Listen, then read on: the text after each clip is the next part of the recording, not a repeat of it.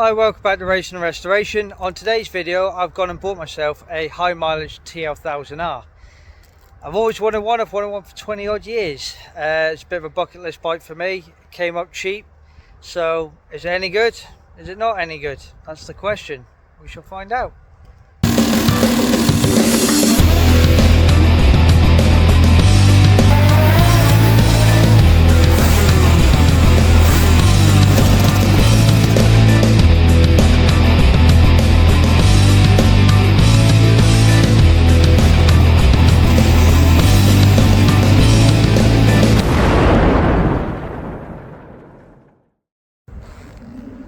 So what we have here is a 1999 Suzuki TL1000R.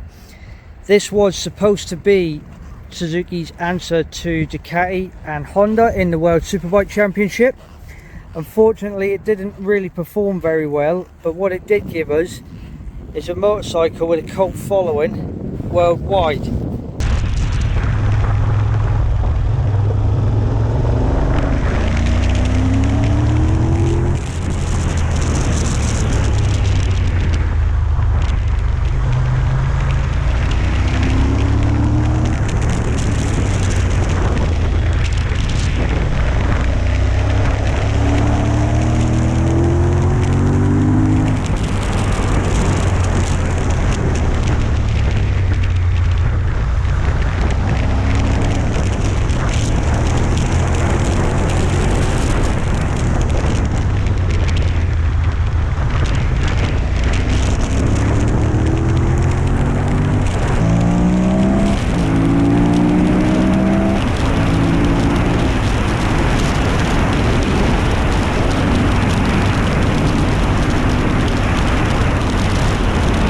So I've had this bike a couple of days now, needed a couple of little things to get it roadworthy and ready for an MOT.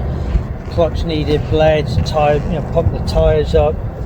I had to change the front indicators because they were hanging off basically. But it went through an MOT with very little advisories. I think it advised me for slight warp on the front disc, or fluctuation as they call it.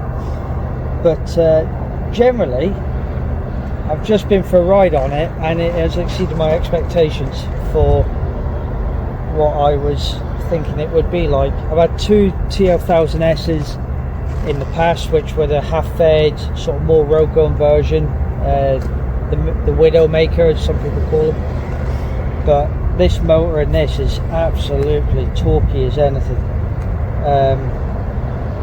It's a bit grubby in places. Needs a little bit of work, nothing too drastic, but I didn't want something that was mint. I want something I can ride every day and not worry about getting it dirty. And I've always wanted a TL1000R, and I'm really glad I've got one. So I did get this cheap, like I say. It was more of a trade sale kind of thing, sold as seen, non-running. It's got loads and loads of service history with it. And after riding it, the motor is sweet as a nut, so I've got no reason to discredit anything in the paperwork that I got. It's had a full repaint in like a carbon effect bodywork. Bodywork's not in bad shape actually. The only thing I would say is it's got these it's got braided lines, it's got KAD billet calipers, which are very rare, very sought after mod back in the day. They are a one-piece monoblock caliper similar to the Yamaha R1. They feel okay, but the brakes are a bit naff. I think it's probably something to do with the heavy wave on these discs. So I think when I get time to do it, I think I'll swap these discs out. So moving towards the rear, we've got a set of Harris rear sets, a bit grubby, but they're okay.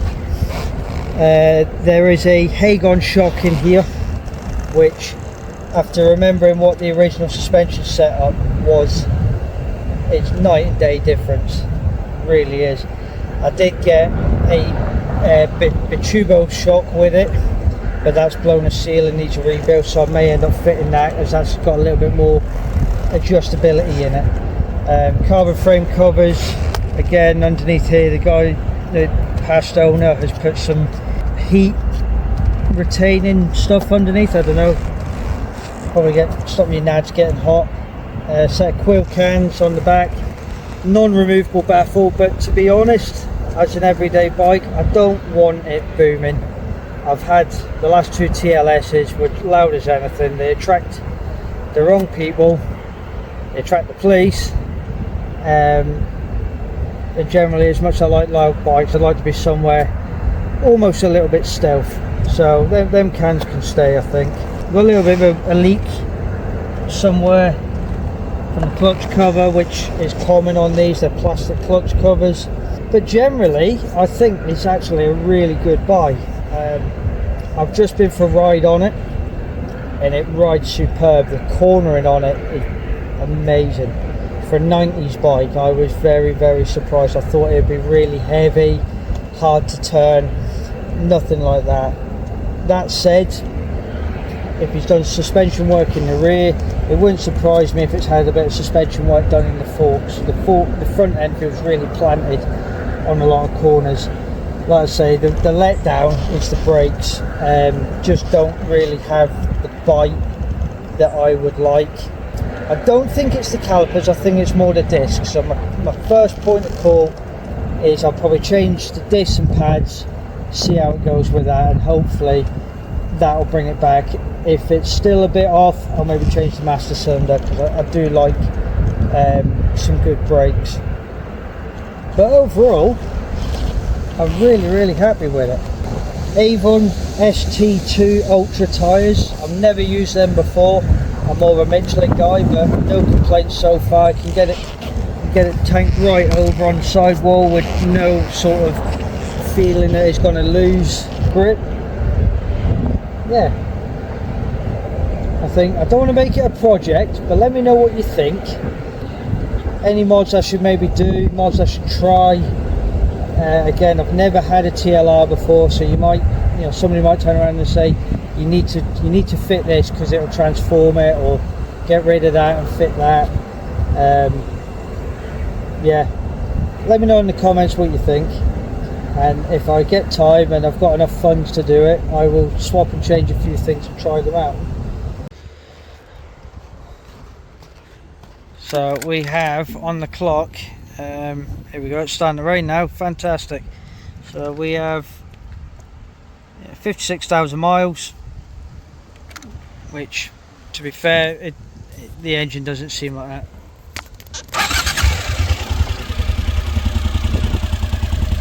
As I said earlier, the baffled quill can's not too loud. It's actually quite nice to not have something droning in the back of your ears all the time. But it is starting to rain. I was going to go do a little bit more riding, but we'll see how it goes.